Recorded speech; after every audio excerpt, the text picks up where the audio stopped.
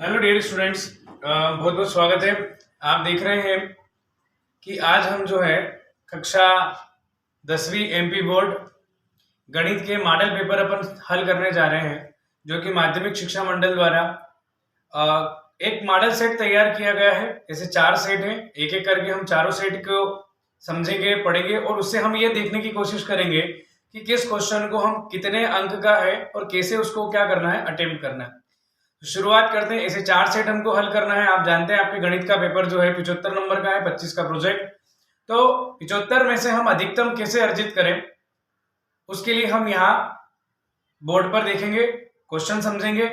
और दूसरा ये है कि आपको जो है इन चारों मॉडल पेपर को कंठस्थ कर लेना है, ताकि अधिक से अधिक आप नंबर इसमें परीक्षा में अर्जित कर सको।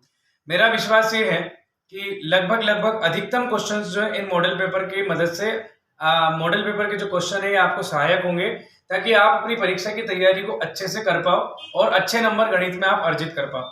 तो शुरुआत करते हैं। आपको जैसे पता भी होगा, आपने पेपर भी दिया होगा, तो आपको पता होगा कि आपके जो पेपर था उसमें अर्धवार्षिक का पेपर हो, तो इसमें आपको बोर्ड का एक ब्लूप्रिंट भी याद है कि बोर्ड के पेपर में 23 प्रश्न टोटल आपके आएंगे, जिसमें से 1 से 5 तक आपके वस्तुनिष्ठ प्रश्न होंगे ऑब्जेक्टिव टाइप के, जिसमें आप रिक्त स्थान, आपका सही विकल्प, जिसमें आपका सही जोड़ी, सत्य सत्य, एक वाक्य, है ना, ये सब उसके अंदर हो सकते हैं।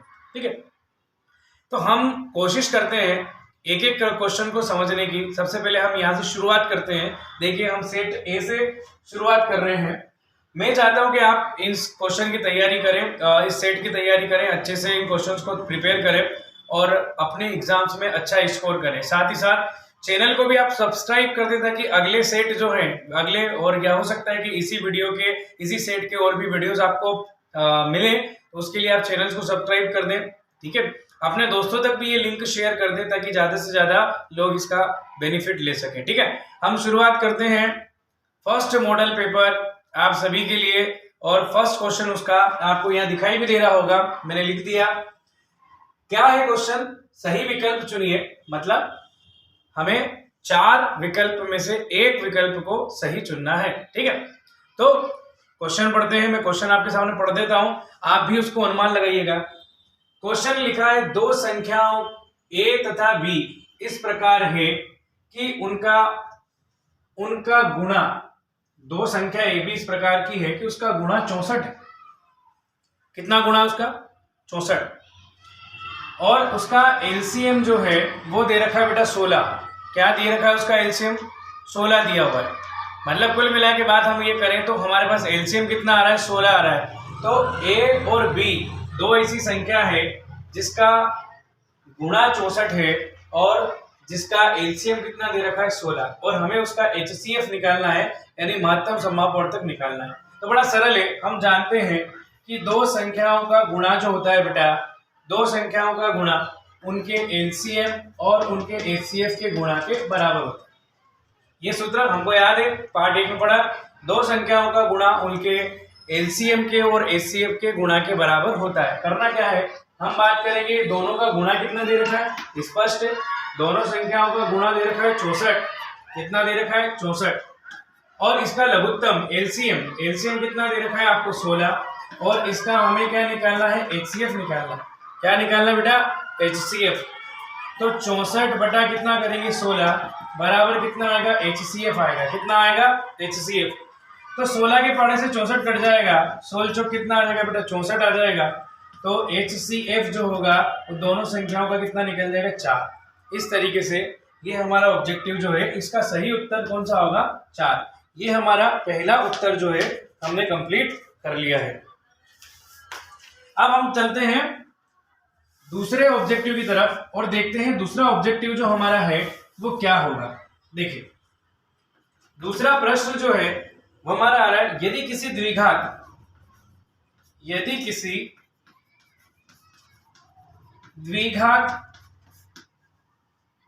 बहुपद ax वर्ग प्लस bx प्लस c के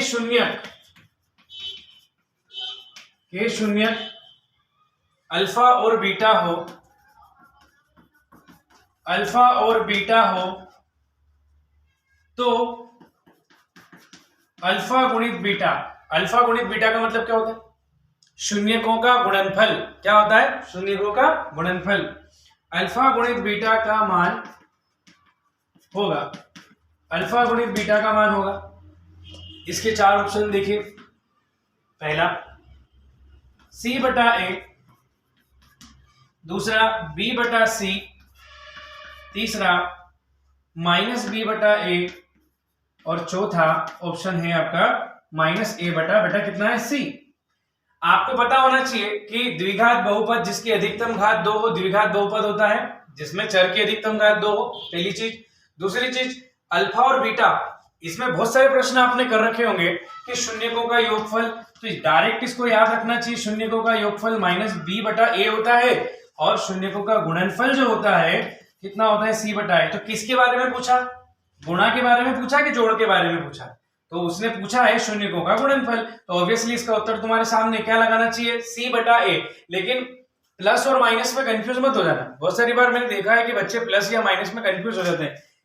केवल c बटा a, केवल c बटा a हमारा ऑप्शन नंबर क्या दिख रहा है? a दिखाई दे रहा है, इसलिए हम बात करेंगे किसकी? a। दूसरे का जो हमारे पास आंसर आया है वो आया है कौन सा? a वाला। एक बार फिर आप इनको देख लीजिए, नोट कर लीजिए कि इनका कौन सा आपका उत्तर आ रहा है। हाँ, तो आपने देखा होगा पहले का 4 उत्तर, दूसरे प्रश्न में उत्तर कौन जो आ रहा है वो कौन सा है?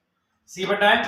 तीसरा प्रश्न मैं आपके सामने यह लिख रहा हूं, यदि समीकरण युग्म, यदि a1 बटा a2 बराबर b1 बटा b2 बराबर c1 बटा कितना? c2। देखो होता क्या है, थोड़ा सा अपन हमको 4 सेट करने हैं कंप्लीट, इसलिए थोड़ा जल्दी अपन चल रहे हैं। आपको कोई भी डाउट बीच में आ जाता है तो आप मुझे कमेंट बॉक्स में लिखकर भेज दीजिएगा, ताकि अगले वीडियो में जो है मैं आपको उसका सॉल्यूशन दे सकूं। ठीक है, तो इसकी बात करते हैं। a1 बटा a2 बराबर b1 बटा b2 बराबर c1 बटा c2। ठीक है, इस शर्त से आप परिचित होंगे, रेखिक समीकरण युग्म की शर्तें हैं ये। तो रेखिक समीकरण युग्म a1x plus b1y plus c1 बराबर 0 तथा a2x plus b2y plus c2 बराबर 0 का हल होगा, है ना? का करके छोड़ दिया, पहला ऑप्शन मैं आपके सामने लिख रहा हूं। पहला, एक अद्वितीय, यहां से लिख देता हूं, एक अद्वितीय हल होगा, अद्वितीय हल होगा। ऑप्शन बी लिख रहा हूं मैं आपके सामने, कोई हल नहीं होगा, कोई हल नहीं होगा। ऑप्शन तीसरा लिख रहा हूं मैं आपके सामने, अनंततः अनेक हल होंगे, अनंततः अनेक हल हैं। या डी, कोई नहीं, इनमें से कोई नहीं। तो आप अच्छी तरीके से जानते हैं, आपने रेखिक समीकरण की 3 शर्त पढ़ी है, तो इसका आंसर क्या होना चाहिए बताइए जरा, थोड़ा सा आपका अनुमान क्या कहता है कि इसमें क्या होना चाहिए? a1 बटा a2 बराबर b1 बटा b2 बराबर c1 बटा c2। यदि दो रेखिक समीकरण युग्म में ये शर्त लग रही है तो कौन सा हल होना चाहिए? क्या अद्वितीय होगा, या कोई हल नहीं होगा, या फिर अनंततः अनेक हल होंगे? कैसा होगा बताइए? अद्वितीय हल तो नहीं हो सकता, कोई हल नहीं होने की शर्त भी आपको, ये तीनों शर्त आपको याद होनी चाहिए। चलो इसका मैं बता देता हूं, यदि तीनों बराबर हैं अनुपात तो क्या होगा? अनंततः अनेक हल होगा। ये इसका सही उत्तर है। देखिए इसको मैं ऐसा बता देता हूं, यदि आगे के 2 अनुपात बराबर नहीं है, शुरुआत के 2 बराबर नहीं है तो अद्वितीय। अगर आगे के 2 बराबर हैं, a1 बटा a2 बराबर b1 बटा b2, लेकिन पीछे के 2 बराबर नहीं है तो कोई हल नहीं। आगे के लिए अद्वितीय हल और पीछे के लिए क्या हो जाएगा? कोई हल नहीं, कोई हल नहीं। ठीक है, और क्या आ जाएगा? हम लिखेंगे अगर तीनों बराबर हैं तो तीनों बराबर में क्या आएगा? अनंततः अनेक हल आएंगे। आगे के 2 बराबर नहीं है तो अद्वितीय, पीछे के 2 बराबर अनुपात नहीं है तो कोई हल नहीं, और तीनों ही बराबर है तो क्या हो जाएगा? अनंत अनेक हल हो जाएगा। ठीक है, इस तरीके से ये तीन जो थे हमने क्या देख लिए, ऑब्जेक्ट के सही विकल्प प्रकार के प्रश्न थे। ये तीन प्रश्न हम यहाँ देख चुके हैं। अब इसके आगे चलते हैं, इसमें आपको कोई कंफ्यूजन नहीं होना चाहिए।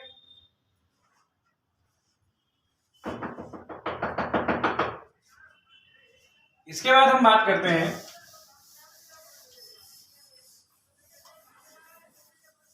प्रश्न क्रमांक हमारे पास आ रहा है, थोड़ा सा बोर्ड को अच्छे से अपन क्लीन कर लेते हैं ताकि आपको बढ़िया दिखाई देगा। हमारे पास जो प्रश्न आ रहा है वो अब आ रहा है प्रश्न क्रमांक चौथा। तीन हमने देख लिए, चौथे की हम बात करते हैं। श्रेणी 6, 12, 18, श्रेणी 6, 12, 18 का कौन सा पद चौपन है? क्या बोला उसने? का कौन सा पद चौपन है? पहला ऑप्शन 5वां, यहां हिंदी में दिए, मैंने अंकों में लिख दिया है बी। दूसरा ऑप्शन 8वां सी, 9वां, या इसने कहा है डी ऑप्शन लिया है छठवां, या छठा पद लिख देते हैं। ठीक है, तो आपने एपी पढ़ रखी है समांतर श्रेणी, तो आपको कोई कंफ्यूजन होना ही नहीं चाहिए। ठीक है, समझ में आ रही बात?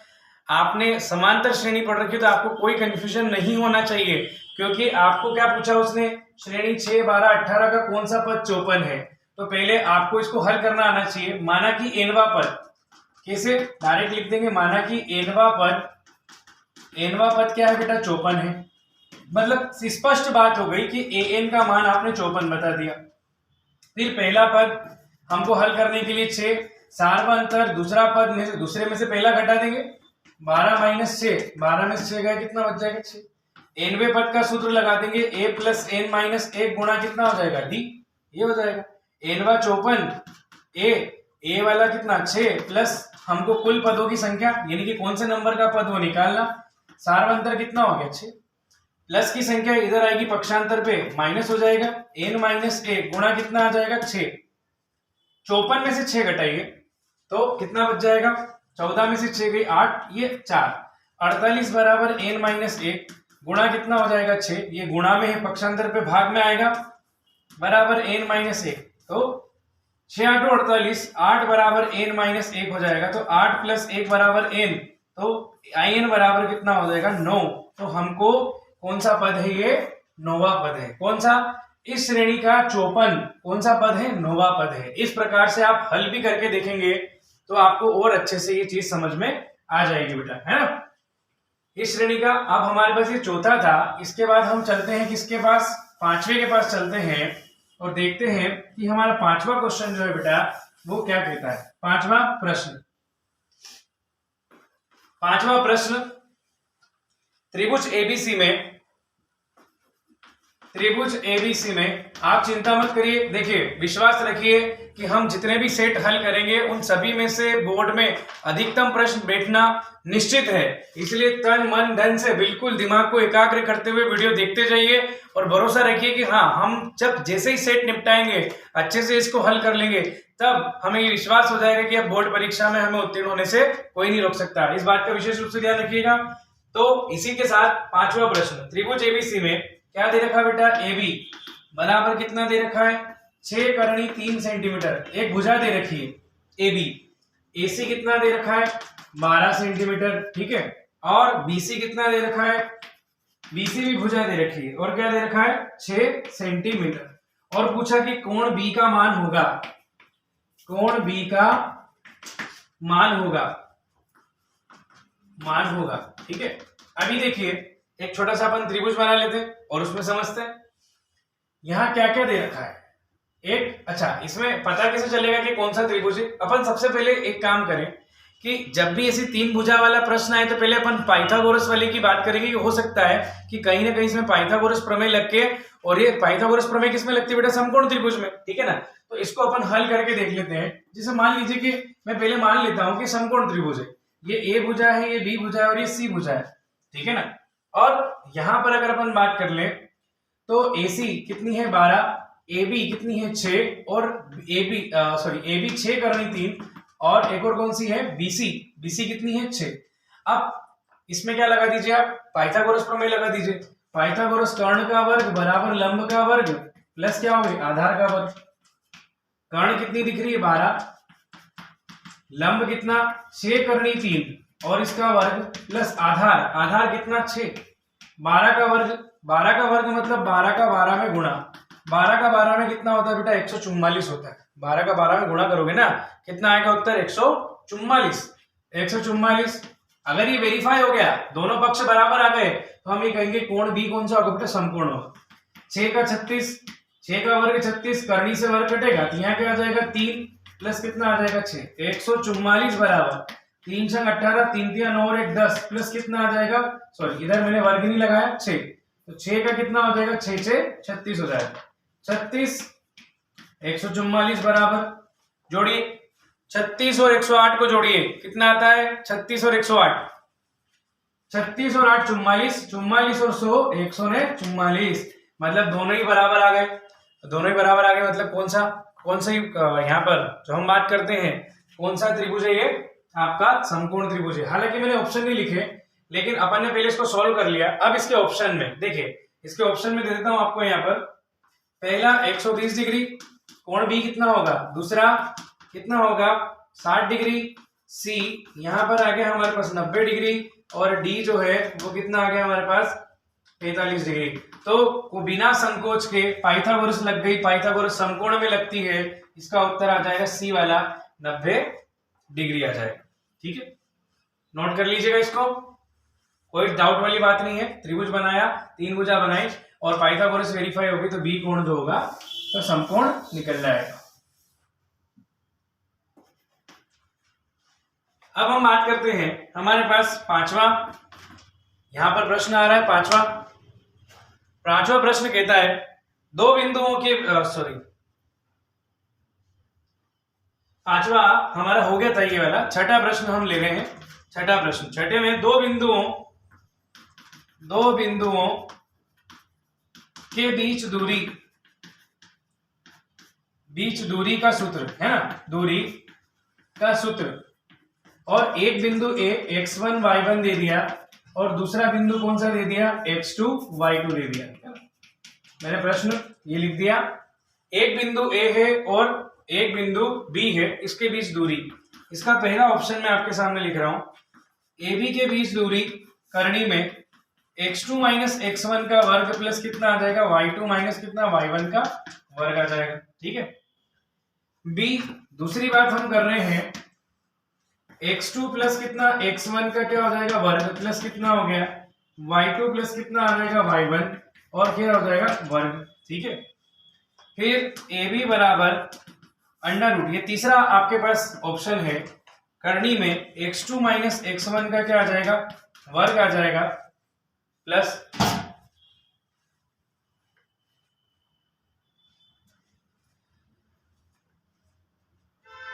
यहां माइनस y2 माइनस y1 का क्या आ जाएगा वर्ग आ जाएगा। इसी के साथ में D हमारे पास अंडर रूट में x2 प्लस x1 का वर्ग और माइनस y2 माइनस कितना y1 का वर्ग। अब इसको मैं आपको ऐसे ट्रिक से बताता हूं कि आप जो है इसको भूल नहीं पाएंगे। ध्यान दीजिए, दो बिंदुओं के बीच में x x ही आता है और आप ऑप्शन में ये देख लीजिए कि करनी तो हो, करनी के साथ क्या हो 21 नंबर का जोड़ा हो, आगे पीछे नहीं होना चाहिए। 21 कैसे कि ये देखो आप x और x दोनों के बीच में माइनस तो रहेगा, लेकिन 21 यहाँ भी 21 आ गया, यहाँ कोष्टक में भी कोष्टक में माइनस होगा लेकिन बीच में क्या होगा बेटा प्लस होगा। ठीक है, यहाँ क्या बीच में प्लस है, प्लस नहीं चलेगा, प्लस माइनस है, यहाँ बीच में प्लस होना चाहिए था, यहाँ माइनस माइनस से दोनों जो नहीं, ऐसा नहीं चलेगा।